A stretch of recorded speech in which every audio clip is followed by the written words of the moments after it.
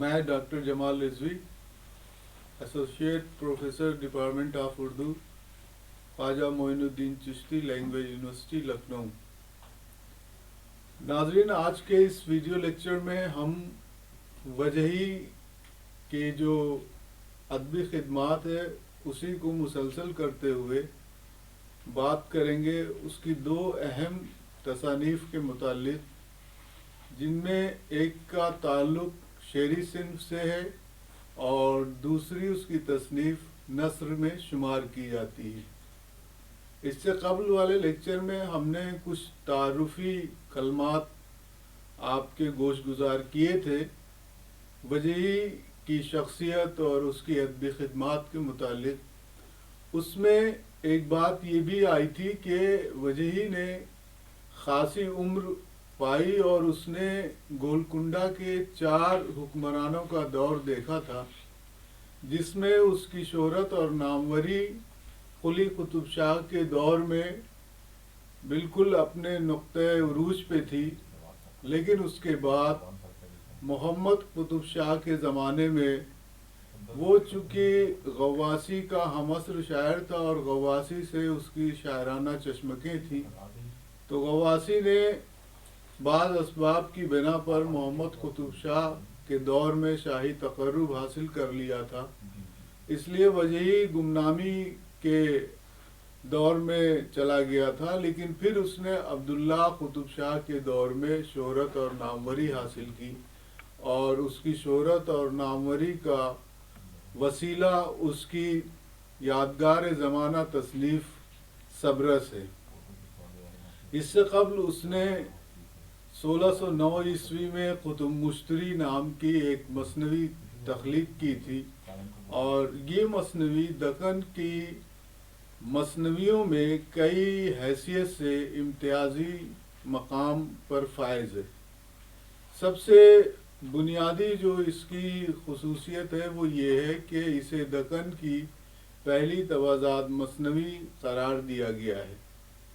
دوسرا یہ کہ وجہی نے اس مثنوی میں زبان و بیان کا جو انداز اختیار کیا وہ یہ ثابت کرتا ہے کہ وہ ایک اعلیٰ درجے کا شاعر ہونے کے ساتھ ساتھ ایک ماہر زبان بھی تھا۔ اس نے جس زبان میں اشعار کہے ہیں وہ زبان بعض مقامات پر ایسا نہیں لگتا کہ آج سے 350-400 سال پرانی زبان ہے، اور وہ زبان ہے جسے ہم دکنی اردو کہتے ہیں۔ شعر میں اس نے سلاست اور روانی کے ساتھ ساتھ بعض ایسے عناصر بھی ملحوظ رکھے ہیں جو شعر کو دلچسپ اور مؤثر بناتے ہیں۔ ان میں سب سے زیادہ زور اس نے نادر تشبیہات و استعارات کو وضع کرنے پر دیا ہے۔ ظاہر ہے کہ اگر شاعر تشبیہ اور استعارے بالکل مختلف اور الگ ڈھنگ کے ایجاد کرے تو وہ شعر کو خوبصورت بناتے ہیں اور ساتھ ہی شاعر کی زباندانی کا ثبوت بھی فراہم کرتے ہیں۔ قطب مشتری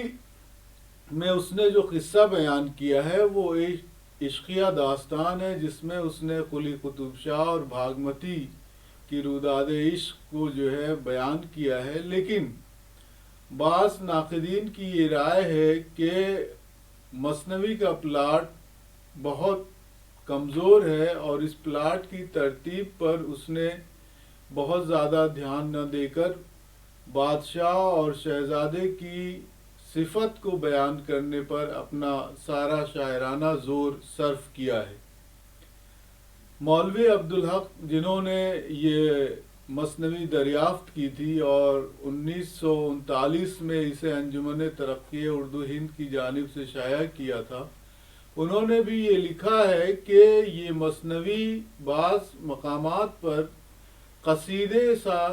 تخلیقی مزاج رکھتی ہے، خاص طور سے جب وجہی ابراہیم قطب شاہ اور قلی قطب شاہ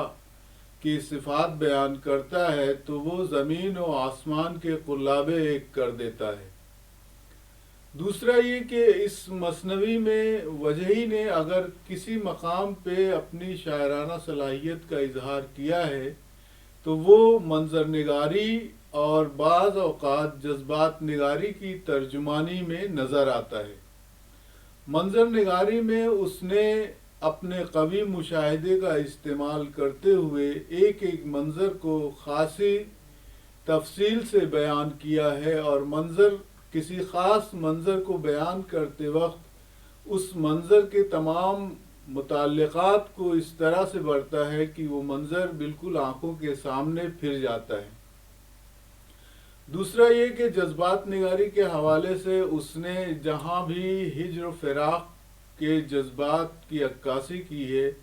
وہاں اس کے اشعار بہت مؤثر نظر آتے ہیں۔ شاعری میں انسانی جذبات عام طور سے خوشی اور غم کے بنیادی جذبے کے پر منحصر ہوتے ہیں۔ انسان کے دیگر جو جذبے ہیں مثلاً خوف، شجاعت، جوش، حسد، یہ سب خوشی اور غم کے بنیادی جذبے کے ہی ارد گرد جو ہے رہتے ہیں۔ تو جذبات نگاری کے معاملے میں وجہی نے اس مثنوی میں بعض مقامات پر اپنے شاعرانہ کمال کا اظہار کیا ہے۔ قطب مشتری وہ مثنوی ہے جو دکن میں مثنوی نگاری کی تاریخ میں اپنا ایک امتیازی مقام رکھتی ہے۔ خاص طور سے زبان اور اسلوب کی بنا پر وجہی نے اس میں نہ صرف دکن کی اردو زبان کا استعمال کیا ہے بلکہ بعض مقامات پر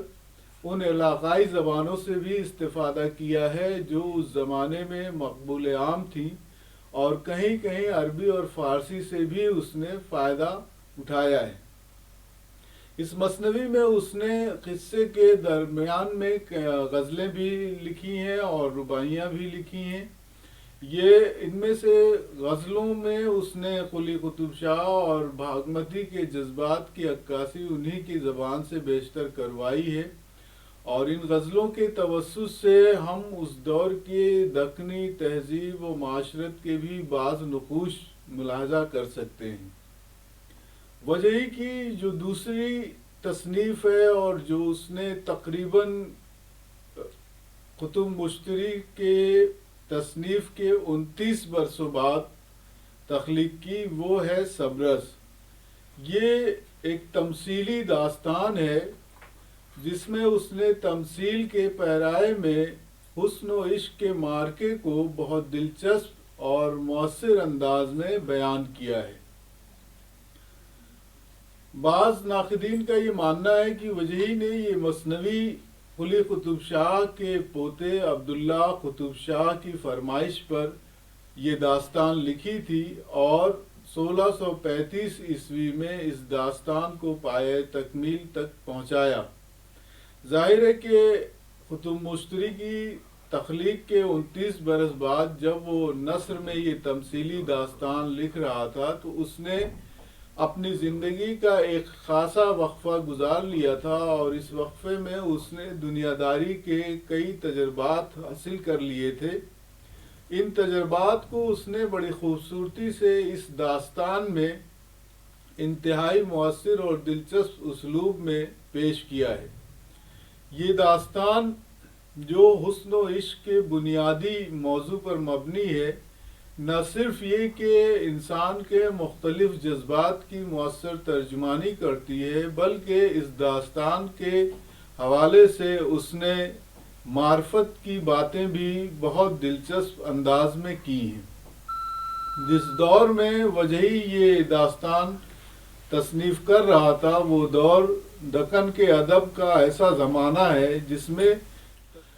جس دور میں وجہی یہ داستان تصنیف کر رہا تھا وہ زمانہ دکن میں ادب کے حوالے سے ایسا زمانہ ہے جس میں تصوف کے موضوع کو خاصی اہمیت حاصل تھی۔ تصوف کے ذریعے بعض ارباب ادب اور شاعروں نے